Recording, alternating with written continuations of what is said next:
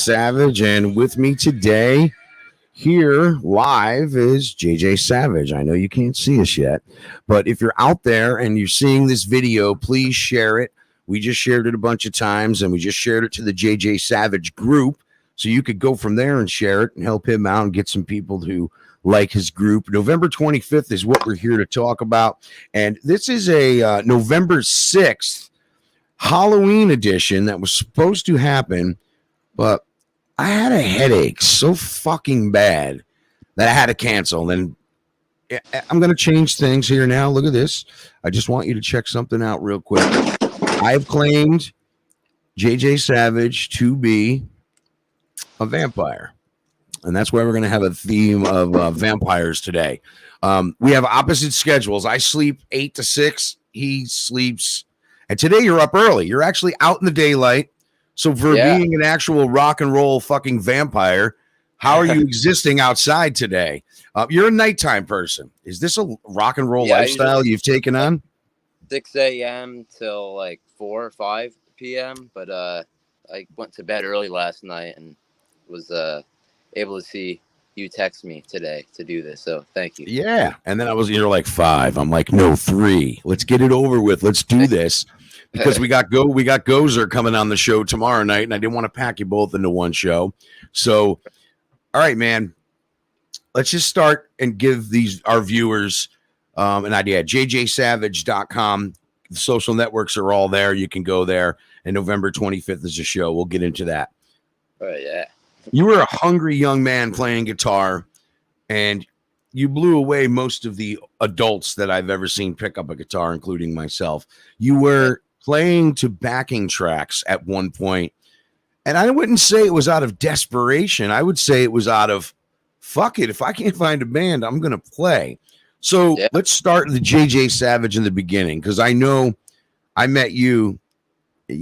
You were younger and you were playing. So at what age did you start all this rock and roll lifestyle? I started like playing out live when I was like 10 or 11. I think I met you pretty shortly after that, maybe 12. Yeah, 13. around 12. Yep. Yeah. Good days. So what made you pick up the guitar, and how did you start playing? Did you just go right to it, or what? Did it come easy to you? Yeah, my father was a guitar player all throughout his life.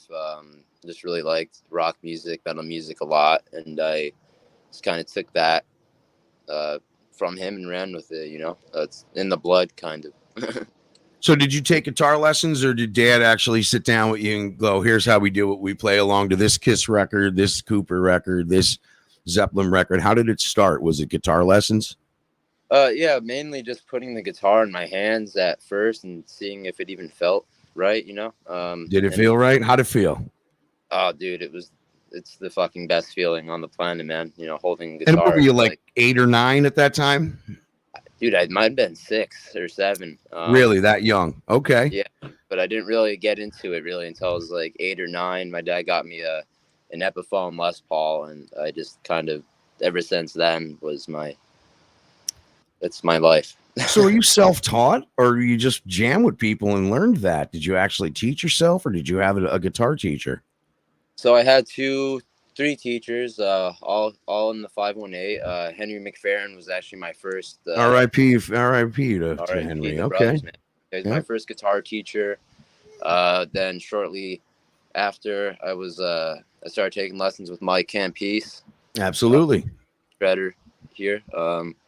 And Don Warren as well, another 518 guy. So Michael Campese, I never knew that. I never knew that you were. Now it all makes sense, because so Henry's great, and Henry was great, and so's Don. But Michael Campese, I think, is that's probably where you learned to shred, right? Yeah, I think that's where I learned a lot of my the speed. Shred stuff, but just a lot of theory more than anything, really. A lot of music theory and like learning how to write and stuff. I think that was the best part of lessons with Mike, was learning theory, and that does help, writing music down the line. And was it hard for you to pick up, or because you had such an interest in it, was it hard for you to grasp? Obviously, no, because by 12 you were doing what you do now. Dude, Henry taught me Iron Man and Black Sabbath within my first like week of, you know, picking up a guitar. So after I got that down, my dad was like, yeah, if you learn any song you want front to back, I'll bring you to Guitar Center. You can have any guitar on the wall that you want. And I picked up a Dean dime bag Razorback, and the thing was bigger Like a than me at the time. V shaped? Was it the V shaped? No, it was okay. That was the Diamondback. That was different. That was kind of like the Explorer and the V in one, right? Exactly, and it was bigger than me. Right. So It was bigger than you. yes, I was like maybe 9. Right. Okay. Wow. So yeah, that's was my this was my life's calling. So you were making, you were getting a lot of help from people like Johnny Morse and Henry, Yes. and a lot of other people. But it's still, I mean, actually, you jumped on stage with us with Let Go Daylight back in the day. We did some songs, but it wasn't. You were like, "Fuck this, man! I'm going to the West Coast." You really Yeah. weren't playing. You really weren't playing too much. You're like, "Man, I need a band and I need a change." So, what year did you make it to the West Coast?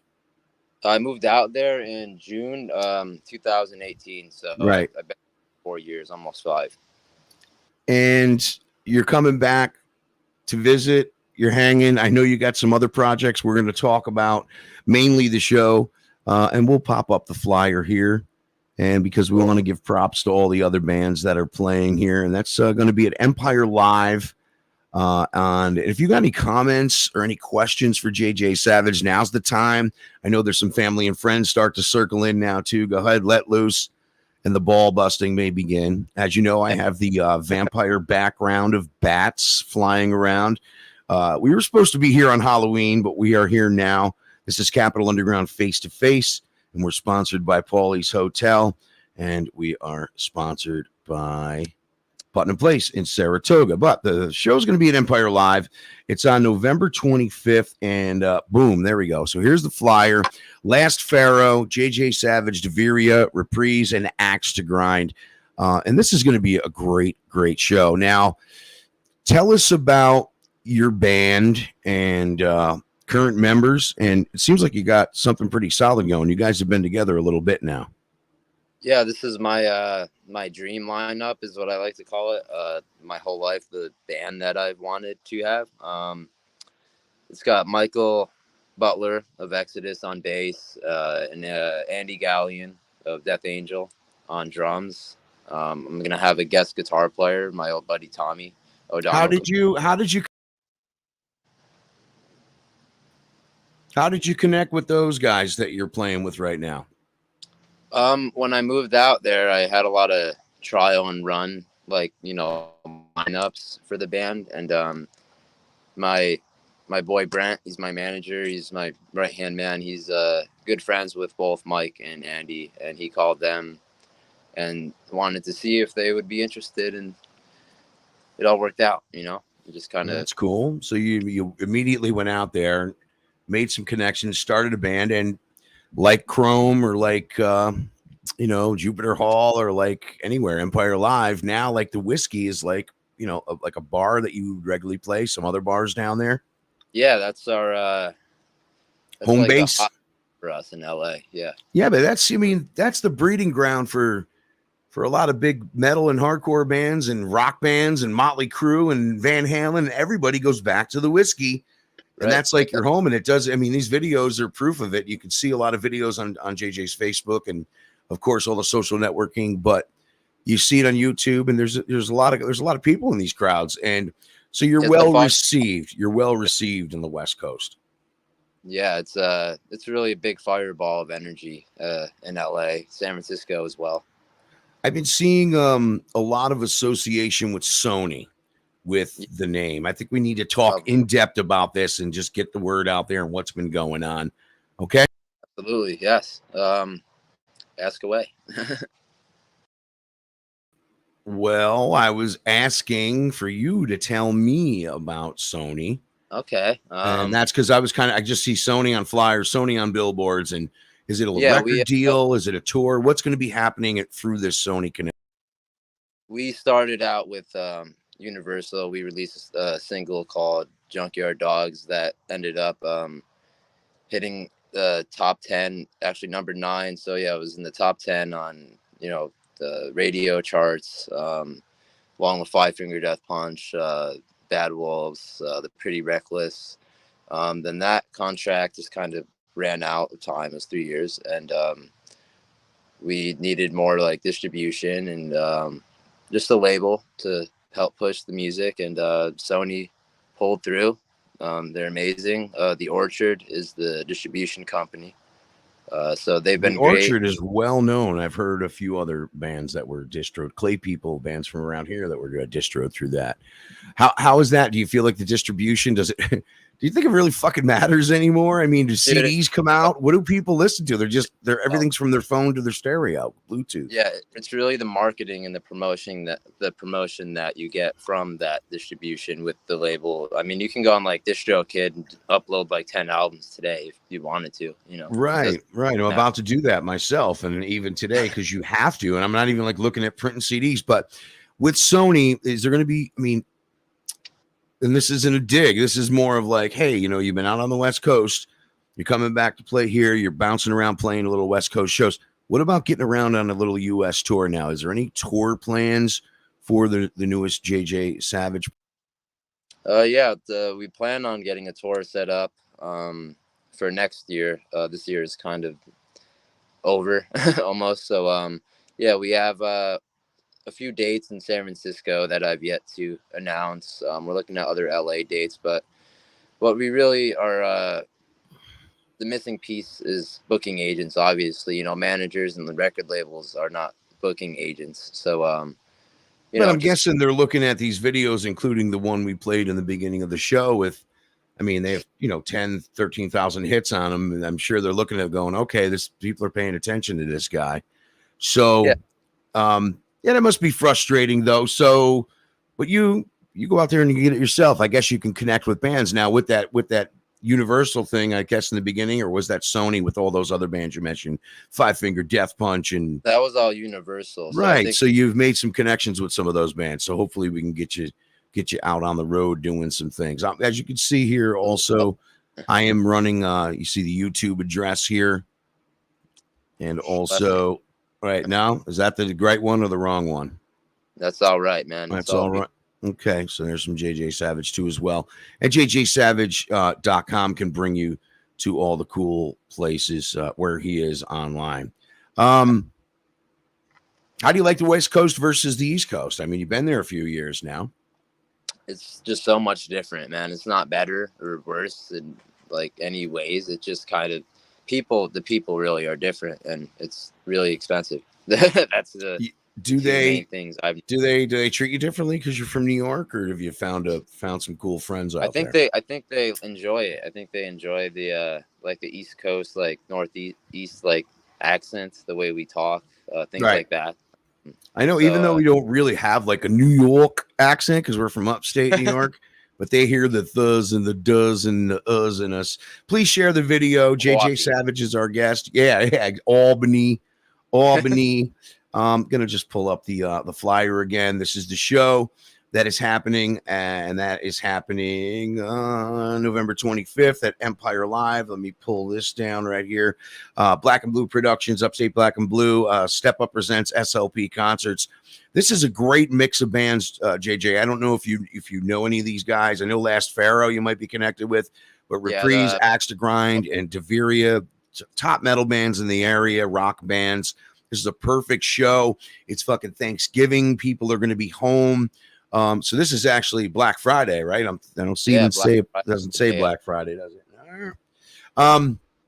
Okay, when we were talking early on, I guess last week when we were supposed to go live on Halloween, you said something about a newer project, and I think maybe we better dive into that because you mentioned some cool bands and some other musicians you were doing. So tell us about this side project. Yeah, man, I've been writing, recording, and just kind of documenting music with Ash Purdy. He was the original bass player of I don't know the original, but the longest running bass player in Black Veil Brides. That was the band, Black Veil Brides. Cool. So how did you connect with him? I saw, things were happening with that group and the infrastructure of their band, and he was no longer in the band. So I honestly, dude, I just reached out to him out of the blue. I'd never met him before. Right. I just hit him up on Instagram, messaging, was like, dude, let's make some fucking music. And we just, tried to write one good song, and then turned out we wrote like 10. And when did you record these? Were you in the studio last week, or would I see some pictures from some other event in the studio with this guy? Yeah, so what we ended up doing, because he's in Nashville and I was in San Francisco, we would just write at home and then just send each other the links and just kind of send it back to each other. But it's amazing. I did to a studio in Oakland to record the actual tracks. Guitar tracks for that, and he's been doing throwing vocals on everything, so it's coming together really well. Very cool. I can't wait to hear that. Is that something you're going to pitch to Sony or to Universal, or maybe try to say, hey, I mean, I know JJ Savage is your main project, but you never know. This little side project may be the one, and that be like, what do you do now with the band you've been working on your whole life? I would like to stay out of the business side of the new project, just because I already am so heavily involved with it on my own shit. So which is cool, because with this project, I'll be able to kind of just play guitar and just be a guitar player. I won't have to be the singer front guy. So it's a nice change of pace for me. So Close the Curtain, the video that we and that's the latest single. Is that the latest single? And that's something we've been playing on Capital Underground Radio. And the video is pretty cool. So tell us about that tune. It just sounds like a lot less aggressive than the rest of the music you've been putting out. And no, seriously, it just seems like something came from deep within you, and that's not a bad thing, because it's definitely a very dark song, and maybe a chapter has turned in your life. So tell us about that tune a little bit. Yeah, I think it was over COVID, so I was just kind of feeling a lot of different emotions, shit that I've never felt before, because I was kind of hunkered down with just my laptop and a guitar. And just you and the guitar and the laptop. That's it. That's all I need. It was really just more of a song to showcase my vocals, more as a vocalist than somebody that has a guitar as a crutch, screaming into a microphone. You know what I mean? Absolutely. Yeah, absolutely. Definitely. Oh, that's cool. Now, I don't know how your mind works, but I know mine. Sometimes I'll be writing a tune and I'm not even halfway through it. Yeah, and I'm already thinking about what's going to be in the video and how I can do. So how do you go for a video concept? Because this latest video for Close the Curtain is pretty cool. Tell us about some of the people you worked with to produce that, and where some of the ideas came from.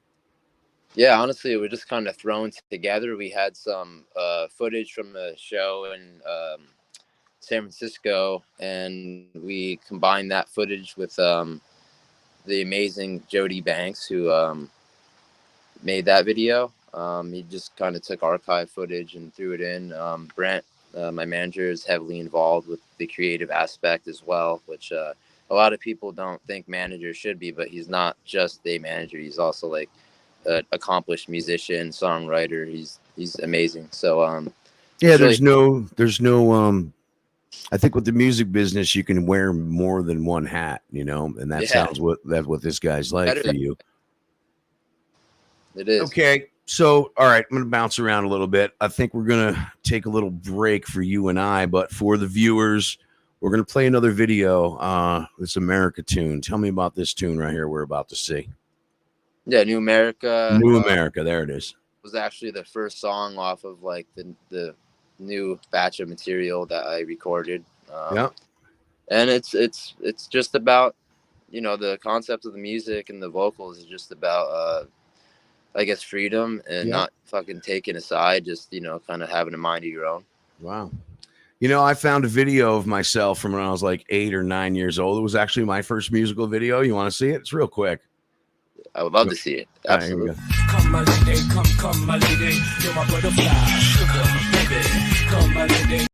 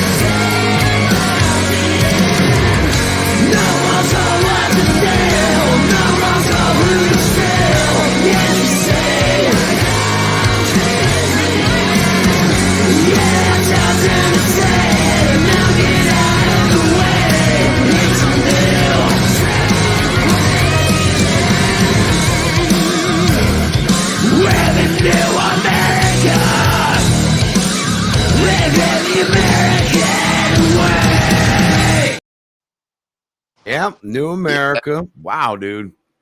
That's some heavy shit. And you can see you're gonna be playing these tunes live on November 25th. Empire Live. We are live now with JJ Savage. And check out this lineup: Last Pharaoh, JJ Savage, Deveria Reprise, and Axe to Grind. And they're a pretty cool band too. I was actually at an open mic with the dude Joe from that band the other day, and he was playing a little acoustic, but he's still out there shredding. So that's a good show. Let's talk about guitars, because I think you and I are both Gibson men. I had a Les Paul. I just bought an SG, and I see you're really fucking killing these Les Pauls. Talk about some of your guitars you got, because you were telling me about a guitar a few weeks ago. We were talking about jamming. You're like, I got this new guitar I want to tell you about. I've been playing Gibsons really for maybe 10 years, but strictly within the past like 7-8 years. I got a endorsement with them. So last time I was in LA, I went into the showroom there to pick up a guitar because the headstock on mine broke on the fucking plane. So oh shit. Grab a guitar, and they were like, yeah, take whatever one you want off of the wall. So the one I grabbed ended up being a prototype, handmade. So that's my baby. I don't take her out of my sight. She stays in the case when I'm not playing her. Shit like that. Yeah. I find myself I got a really nice stand that's just low to the ground. But man, let me tell you, the dog's running around, and I don't feel comfortable fucking leaving it out, man. My buddy had an SG, and he paid way too much money for it, because I would never spend that much. Maybe I just didn't have the money, but he had one of those stands where they hang it from the top, and it kind of just the back. But it was just a 2-sided stand. He put one guitar on it, and it fell over, man. I could have sworn the whole thing just flipped, landed on the neck. Goodbye. My heart just sank in my stomach for that. Isn't that fucked up? It's like something that really upsets you that just gives you a stomach ache. What about tones? I've noticed a lot thicker of a sound coming out of you in some of these recordings. What do you go for? I mean, let's talk gear. Let's talk what kind of gear you use with that Gibson. Because I'm a gearhead. All of the songs you just played were recorded with EVH 5150 heads made by Fender. I used the EL34 version. That's the Eddie Van Halen, for those of you who don't know what EVH is, and that's like a model he put out years ago. Yeah, so I used that. Really, any cabinet that any venue is really fine. It's just the head. You believe the same too. It doesn't have to be the Marshall head, the Marshall stack cabinet, and it sounds the same. Like right. It sounds great every time. Right. Which I noticed that I've had a harder time doing that with, like, older Marshalls or whatever. You kind of got to pair them with like certain speakers and shit. Just whatever you plug. You could plug this amp into like a fucking can of SpaghettiOs and it will sound great, dude. Fucking turn it up, bro. What about pedals? I don't use pedals. How about? I mean, you must have some. But yeah, I'm guilty of you seem like you go pretty direct and just go right for that raw sound, that raw rock and roll sound. Yeah, I use just simple things, nothing special, like noise gate just for feedback, and just kind of tightens your tone a little bit. Blues driver, distortion or overdrive pedal from Boss, Digitech. It's called a drop pedal, so my guitar actually stays in one tuning the whole like live set, but this will stimulate your tuning to any tuning you want it to without having to. Interesting. Nice. So that and a wireless and a tuner, and that's it. Right. Well, you need that wireless these days. You're all over that stage. So young, like you know what, man? I feel like we really packed it in, and I really don't feel, unless there's anything you want to talk about before we go, because we were like no nonsense, no bullshit, and usually I'm just busting balls and talking about fart jokes, But today we got to business. Please share this video. We shared it through a bunch of groups, and let everybody know one more time, of course, about that show, and that is happening on the 25th, Black Friday. Yep. And that's going to be your only gig now. What are your plans after this gig? Are you heading back to the West Coast? Yeah, mid-December, I think I want to head back, because this one's going to get like brutally cold here. So I just kind of want to escape that. But yeah, I really appreciate you and Fuzz having me on, man. Thank you. And yeah, Fuzz is in the background. We are powered by That Fuzzing Rock Show. And that Fuzzing Rock show's on every Thursday at 7. But he's been interviewing so many damn bands these days. He's got a lot of pop-ups coming. And I'll be back with Capital Underground face-to-face tomorrow with the band Gozer. JJSavage.com. Peace, brother. Good to see you. And Peace, bro. hopefully Thank we you. can hook up in the next few weeks before the show. And we'll see everybody when we see you. Capital Underground face-to-face is here when we want to be. So peace out. Peace out.